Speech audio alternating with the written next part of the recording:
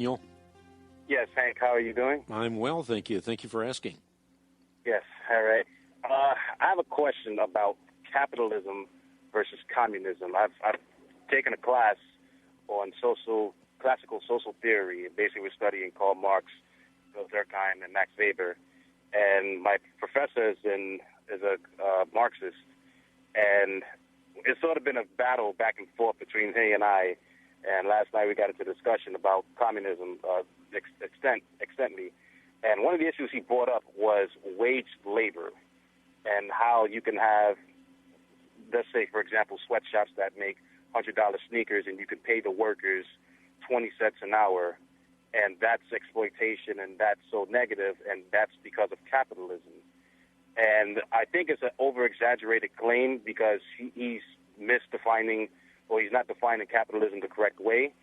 But how would you advise me to defend capitalism versus communism or socialism that he's trying to basically convince me that, capitalism is bad, it's all based on greed? Yeah, well, capitalism is not based on greed. It's based on innovation. It's based on imagination. It's based on creative genius.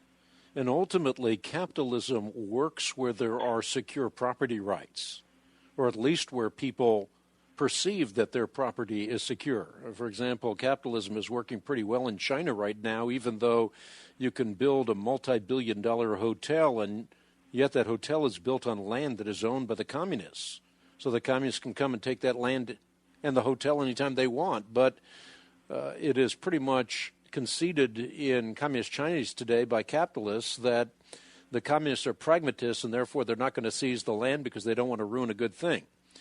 But in terms of the specific answer to your question, communism is a secular humanist experiment that attempts to establish a godless kingdom on earth.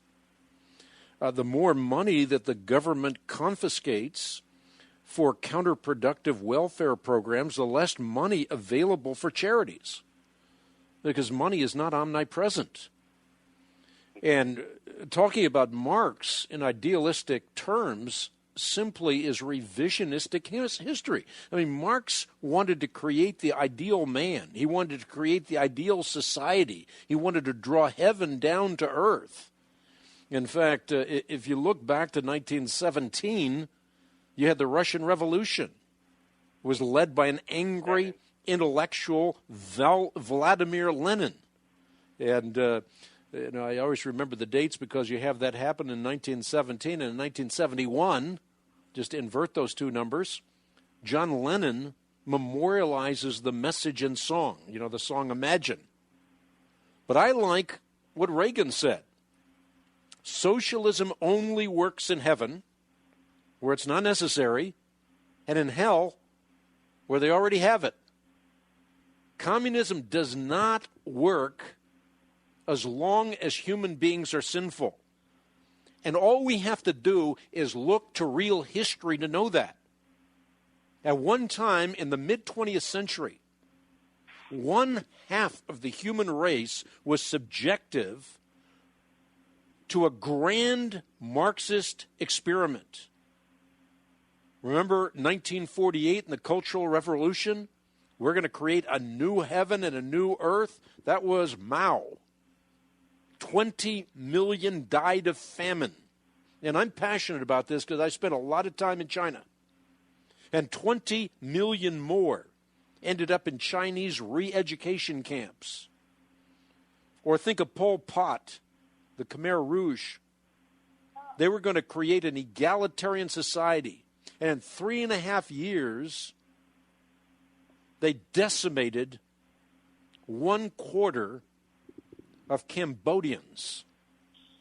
So this notion that capitalism is bad and socialism or communism good is based on revisionistic history and based on an idea of humanity that simply does not correspond to reality.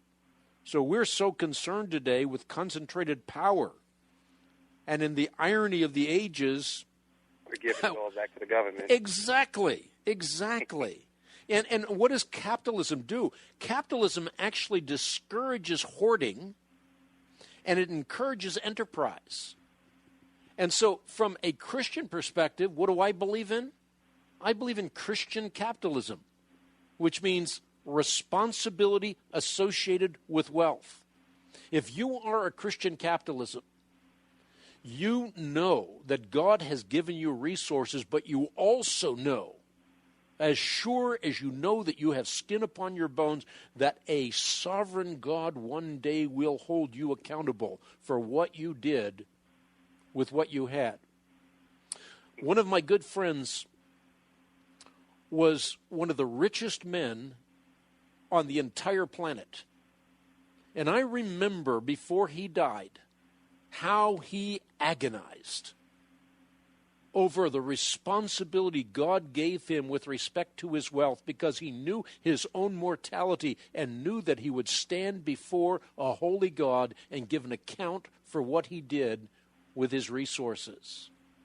And while he was one of the wealthiest men in the world, we're all wealthy by world standards, and therefore we can take that same thing to heart.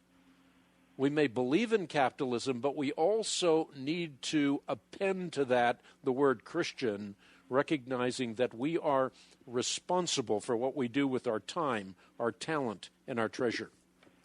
Mm-hmm. And one of the things I brought up to him, I said that the human nature, it basically wants to work as little as possible and take as much as you can.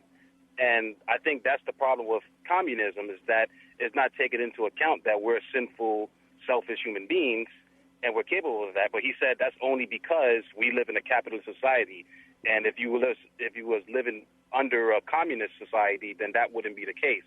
But I just said that was a fantasy that somebody's trying to bring to reality, and it has no basis in reality.